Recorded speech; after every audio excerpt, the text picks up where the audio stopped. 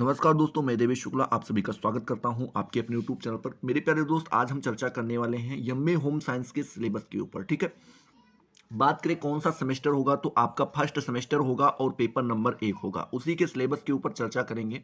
हालांकि अगर आप सिलेबस डाउनलोड करना चाहें तो ऑफिशियल वेबसाइट पर, जिस भी यूनिवर्सिटी से आप एमए कर रहे हो, तो आप वहां के अगर ऑफिशियल वेबसाइट पर चले जाते हैं तो वहां पर आपको सिलेबस बिल्कुल मुफ्त में मिल जाता है।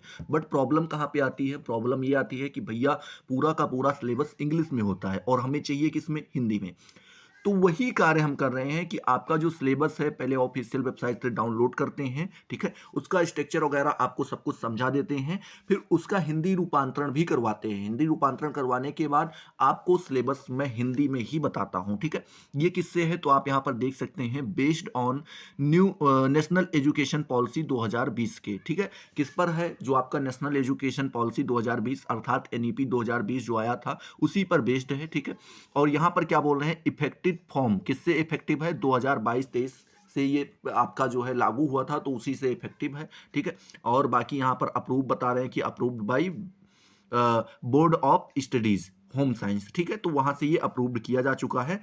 हाँ, बात करें किस यूनिवर्सिटी का है तो आपका ये भैया राजा सुहेल देव राज्य विश्वविद्यालय से है। ठीक है, किससे है? आपका राजा सुहेल देव, यहां पर आप देख सकते हैं, महाराजा सुहेल देव स्टेट यूनिवर्सिटी आजमगढ़ से है। ठीक है, ये आप यहां पर ध्यान रखिएगा। हालांकि अगर मान लीजिए आप इस महाराजा सुहेल देव यूनिवर्सिटी से आप बिलोंग नहीं करते हैं, आप जिस भी यूनिवर्सिटी से बिलोंग करते हैं, तो आपको क्या करना है? कमेंट सेक्शन में आ जाना है। आपको अपनी यूनिवर्सिटी का नाम, सब्जेक्ट का नाम जरूर लिख दीजिए। ठीक है, बार बार मैं आपसे बोल रहा हूं कि यूनिवर्सिटी के बाद आप सब्जेक्ट का नाम लिखिए। ठीक है, क्योंकि मैं कमेंट देखता हूं, ये नहीं देखता हूं कि कौन से सब्जेक्ट का है। ठीक है, तो वहां पर आप यूनिवर्सिटी का नाम लिखिए, सब्जेक्ट का नाम लिखिए।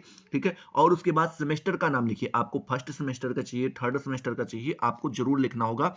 जैसे ही आप ये सारी चीजें कमेंट सेक्शन में छोड़ते हैं, उसके ऊपर जैसे ही मैं जिस कमेंट, जो मतलब जिस यूनिवर्सिटी का ज्यादा कमेंट देखता हूं कि भैया इस यूनिवर्सिटी का ज्यादा कमेंट आ गया है, या एक ही बच्चा बार बार इसके ऊपर प्रेशर बना रहा है, तो क्या करता हूं कि उसका सिलेबस मैं बना देता हूं। ठीक है, हालांकि सभी का सिलेक्ट किया जाएगा, सभी का कमेंट सिलेक्ट किया जाएगा, सभी के ऊपर सिलेबस बनाए जाएंगे। कुछ यूनिवर्सिटीज हैं, जैसे कि अभी एक कमेंट आ रहा था कि सर सीसीयू सीसीसीएस, ठीक है, यूनिवर्सिटी का आपको क्या करना है? सिलेबस बताना है एजुकेशन सब्जेक्ट का। तो वहां पर चेक कर रहे थे भैया, ऑफिशियल वेबसाइट पर एजुकेशन का सिलेबस अपलोड ही नहीं है एमए का।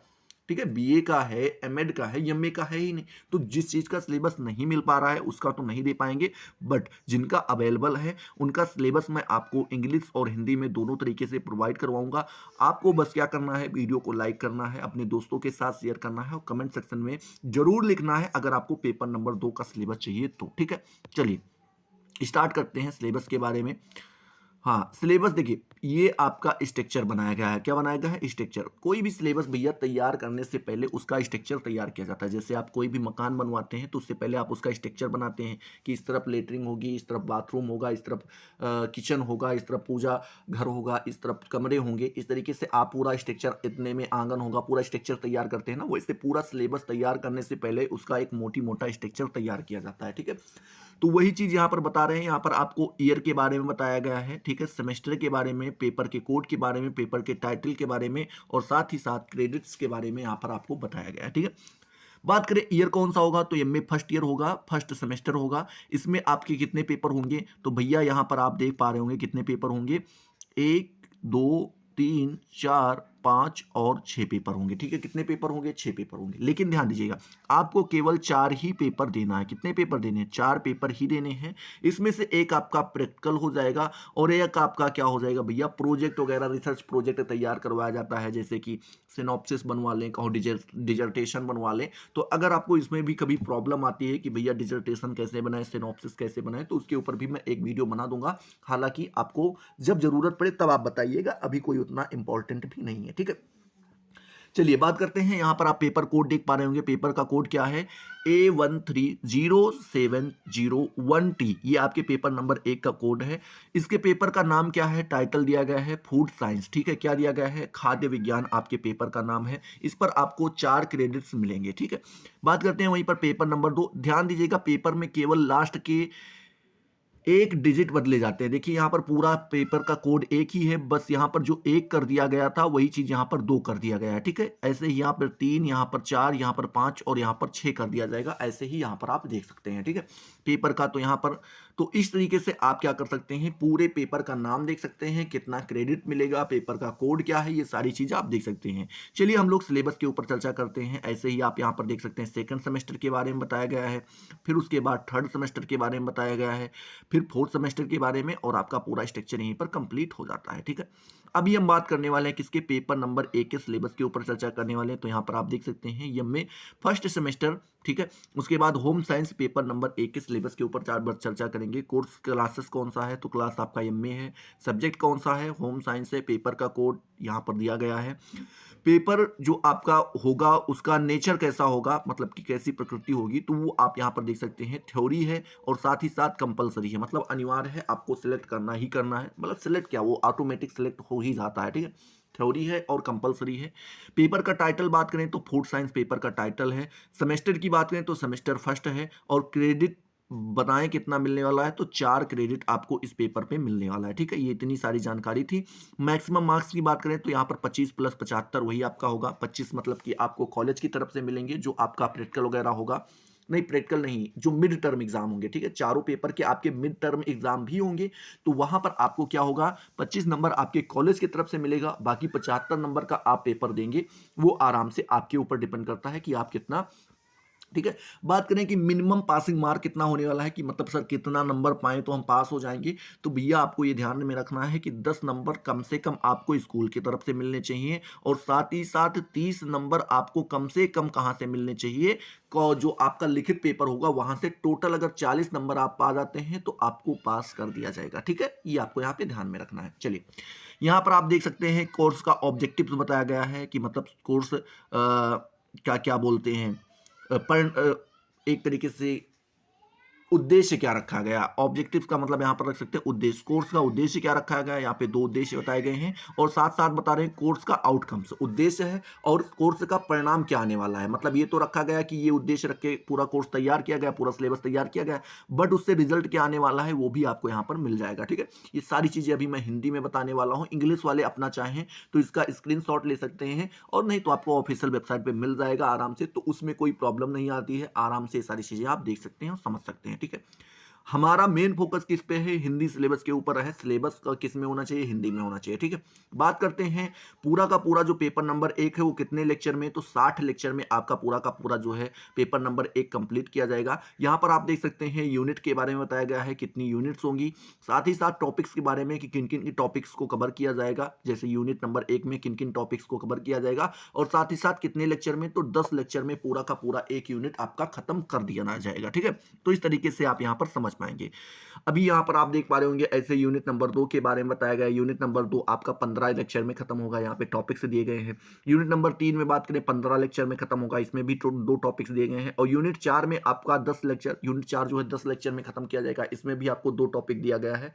और यूनिट 5 देखिए, यूनिट 5 ही आपका आखिरी यूनिट है, इसमें आपके ये भी आपका 10 लेक्चर में खत्म कर दिया जाएगा, और इसमें भी आपको कितने 2 पॉइंट्स दिए गए हैं जो आपको यहाँ पर पढ़ने हैं। ठीक है, चलिए बात करते हैं, कुछ यहाँ पर बुक्स भी सजेस्ट की गई हैं जो आप यहाँ पर बुक्स पढ़ सकते हैं।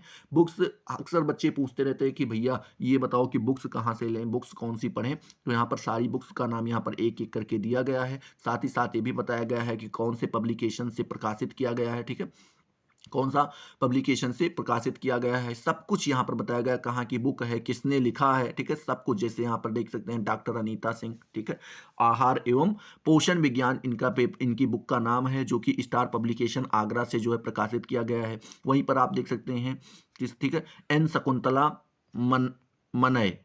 ठीक है, मान है, इन्होंने कौन सा लिखा था, फूड नाम की एक बुक लिखी थी, फूड फैक्ट्स एंड प्रिंसिपल इनकी बुक का नाम है, जो कि आपको new age international PBT LTD publication new Delhi में छपी हुई थी। ऐसे करके अगर आप देखें तो सभी बुक्स का नाम दिया गया है, साथ ही साथ कुछ वेबसाइट भी यहाँ पर ठीक है। स्वयं पोर्टल पे आप देख सकते हैं, यहाँ पर आप जाकर आराम से पढ़ भी सकते हैं, कोई ज़रूरी नहीं कि यहाँ पर आपको मिले, बट यहाँ पर कंटेंट आपको सारे इंग्लिश में मिलेंगे। अगर आप ट्रांसलेटर का यूज़ करते हैं तो आपको कंटेंट हिंदी में भी प्रोवाइड हो जाएंगे। अगर आप कहेंगे कि सर वेबसाइट के बारे में भी थोड़ा बहुत बताइए, तो उसके ऊपर भी एक वीडियो बना दिया जाएगा। हालांकि हमारा यहाँ पर वेबसाइट टारगेट नहीं है, अभी सिलेबस ही टारगेट रखा गया है, तो आप यहाँ पर देख सकते हैं। तो चलिए हम लोग सिलेबस के ऊपर चलते हैं कि सिलेबस हमारा क्या होने वाला है, हिंदी में क्या जानेंगे उसके बारे में, हिंदी में पूरी चीज़ें जानने का हम प्रयास करेंगे। ठीक है, चलिए यहाँ पर हम लोग हिंदी सिलेबस के ऊपर आ गए हैं। देखिए यहाँ पर देख पा रहे होंगे कि जैसे पहले ही दिया गया था कि पाठ्यक्रम का उद्देश्य क्या रखा जाएगा, वहाँ पर आपने देखा था इंग्लिश में बताया गया था। अब उसी चीज़ को हम हिंदी में समझने का प्रयास करेंगे। पाठ्यक्रम का केवल 2 उद्देश्य रखा गया था। पहला उद्देश्य ये रखा गया था कि विभिन्न खाद्य पदार्थों की संरचना के बारे में हम क्या कर सकें, समझ सकें, उनके बारे में ज्ञान हासिल कर सकें। ठीक है, ये पहला उद्देश्य रखा गया था। दूसरा उद्देश्य ये रखा गया था कि छात्र विभिन्न अनुप्रयोगों और खाद्य तैयारियों में सैद्धांतिक ज्ञान का उपयोग करने में असमर्थ है तो उसका समर्थ बढ़ सके। ठीक है, मतलब बोल रहे हैं कि छात्र जो है जो अनुप्रयोग है आप कह सकते हैं, या जो खाद्य की तैयारियां की जाती हैं उसमें जो सैद्धांतिक ज्ञान है उनका प्रयोग वो अच्छे से कर सके, उनका उपयोग कर सके, जो असमर्थ छात्र हैं वो उनको सीख सकें अच्छे से। ठीक है, चलिए अब बात करते हैं इसके परिणाम के बारे में कि मतलब वो तो उद्देश्य हो गया, ये टारगेट रखा गया था कि ये अचीव किया जाएगा, बट उसका परिणाम क्या निकल के आया, तो परिणाम ये निकल के आया कि छात्र भोजन के घटकों से परिचित होंगे। मतलब भोजन के जितने भी घटक होते हैं, फूड्स के जितने भी घटक होते हैं, ठीक है, उनसे आप क्या होंगे, परिचित होंगे। साथ ही साथ दूसरा यहाँ पर जो परिणाम निकल के आया वो क्या निकल के आया, प्रसंस्करण और खाना पकाने के परिणाम स्वरूप विभिन्न खाद्य पदार्थों में होने वाले परिवर्तनों से छात्रों को परिचित कराना। मतलब बोल रहे हैं कि जब आप खाद्य पदार्थ जो होते हैं उनको पकाने का कोशिश करते हैं, उबालने का, भूनने का, जो भी काम आप करते हैं, जैसे ही ये सारे काम करते हैं तो उससे क्या होता है, खाद्य पदार्थों में कई परिवर्तन भी दिखाई पड़ते हैं। बट कई छात्र ऐसे होते हैं जो उनसे परिचित नहीं होते, तो उनको लगता है चीज़ें खराब हो गई हैं, लेकिन ऐसा कुछ नहीं होता। उन्हीं सारी चीज़ों से परिचित करवाया जाएगा कि किन खाद्य पदार्थों को पकाने पर या फिर उनका प्रसंस्करण करने पर उसमें कौन कौन से परिवर्तन आते हैं, ये सारी चीज़ें आप यहाँ पर जान पाएंगे। ठीक है, ये इसका परिणाम रहा। चलिए अब हम बात करते हैं सिलेबस के बारे में। तो इकाई नंबर 1 के अंतर्गत देखें तो हमें 2 चीज़ें पढ़नी होती हैं। पहला क्या पढ़ना होता है, खाद्य विज्ञान, जो खाद्य विज्ञान है, ठीक है, जिसको हम फूड साइंस कहते हैं, उसके परिचय के बारे में। ठीक है, इंट्रोडक्शन किसका, फूड साइंस का। ठीक है, और दूसरे में हम एंजाइम के बारे में पढ़ने का प्रयास करेंगे। ठीक है, दूसरा टॉपिक है। तो इकाई नंबर 1 के अंतर्गत जो पहला टॉपिक है खाद्य विज्ञान का परिचय, उसमें हम क्या पढ़ेंगे, खाद्य पदार्थों के सामान्य घटक जो हैं उनके बारे में हम पढ़ेंगे। ठीक है, दूसरी बात यहाँ पर हम क्या पढ़ेंगे, भौतिक और रासायनिक गुण के बारे में पढ़ेंगे। तीसरा यहाँ पर कोलाइड प्रणाली के बारे में, चौथा जेल के बारे में, और पांचवा आपका पायस के बारे में। ठीक है, ये भी एक लिक्विड होता है, उसके बारे में यहाँ पर हम क्या करने, पढ़ने का प्रयास करेंगे। ठीक है, इतनी चीजें हम जानेंगे यूनिट नंबर 1 के अंतर्गत। दूसरा आपका जो आ जाता है, क्या आ जाता है, एंजाइम के बारे में। तो एंजाइम का क्या महत्व है, ठीक है, और खाद्य उद्योग में उनका अनुप्रयोग हमें सीखना है। ठीक है, एंजाइम का हमारे जो खाद्य विभाग है उसमें क्या उपयोग है, इसके बारे में जानेंगे, और साथ ही साथ एंजाइम के महत्व के बारे में भी हम जानेंगे, इसका महत्व क्या है, इंपॉर्टेंस क्या है, एक तरीके से ये कह सकते हैं। ठीक है, तो इस तरीके से आपका इकाई नंबर 1 क्लियर हो जाएगा। वहीं पर बात करें इकाई नंबर 2 के बारे में, तो इकाई नंबर 2 में हम अनाज और अनाज उत्पादन के बारे में जान पाएंगे। ठीक है, उत्पाद अनाज के बारे में, मतलब जो हम पैदा करते हैं। ठीक है, इसमें क्या जानेंगे, अनाज की संरचना के बारे में जानेंगे और उनके संयोजन के बारे में जानेंगे। अनाज की संरचना कैसी होती है, उनका संयोजन कैसे किया जाता है, ये सारी चीजें हम समझने का प्रयास करेंगे इकाई नंबर 2 के अंतर्गत। ठीक है, अनाज उत्पाद के बारे में जानेंगे। ठीक है, गेहूं स्टार्च के बारे में जानेंगे, और उसके बाद ग्लूटेन गठन के बारे में जानेंगे। उसके बाद एमाइलेज एंड एमाइलोपेक्टिन के गुण के बारे में हम जानेंगे। ठीक है, क्या एमाइलेज और एमाइलोपेक्टिन के गुण के बारे में जानेंगे। ये सारी चीजें अगर आपको शब्द नहीं समझ में आ रहे कि सर एमाइलेज क्या है, एमाइलोपेक्टिन क्या है, ये सारी चीजें आपको आपके सिलेबस के अंतर्गत पढ़ाई जाएंगी, एक एक चीज क्लियर की जाएगी। बट इनका नाम इंग्लिश में ही है भैया, और इंग्लिश में भी इनको आपको पढ़ना ही पड़ता है। मतलब रहेगा हिंदी में ही, लिखा ऐसा ही रहेगा, बट नाम आपका इमाइलेज ही रहेगा, इसका नाम नहीं बदलेगा। तो आपको सारी चीजें पढ़नी पड़ेंगी। जब इनके बारे में आप अच्छे से जान पाएंगे, इसकी क्लासेस जब ली जाएंगी तो आप अच्छे से समझ जाएंगे। अभी इतना परेशान होने की आपको जरूरत नहीं है। ठीक है, जो शब्द नहीं समझ में आ रहे हैं बस उनको आप केवल एक बार देखते चलिए। जब आपका सिलेबस कवर करवाया जाएगा तो एक एक चीज आपको यहाँ पर समझाई जाएगी। ठीक है, बात करते हैं दूसरा आपका कौन सा आता है इसी इकाई नंबर 2 के अंतर्गत, वसा और तेल। ठीक है, दूसरा टॉपिक आपका आ जाता है वसा वसा और तेल। वसा के प्रकार के बारे में पढ़ेंगे, इसके स्रोत के बारे में कि इस वसा का स्रोत कौन कौन सा है, वसा की संरचना के बारे में पढ़ेंगे, साथ ही साथ कार्यात्मक गुण के बारे में, मतलब कि इनके कार्यात्मक गुण है कौन से हैं, कार्य करने में कौन कौन से गुण हमारे सामने आते हैं उसके बारे में। पाक कला में उपयोग, ठीक है, मतलब जब हम किसी खाना को पकाते हैं, कुकिंग करते हैं, तो उसमें इनका क्या उपयोग होता है उसके बारे में भी हम क्या करेंगे, समझेंगे, वसा और तेल के। ठीक है, चलिए, आई होप इकाई नंबर 2 भी आपका यहाँ पर क्लियर हो गया होगा। अब हम बात करते हैं इकाई नंबर 3 के बारे में।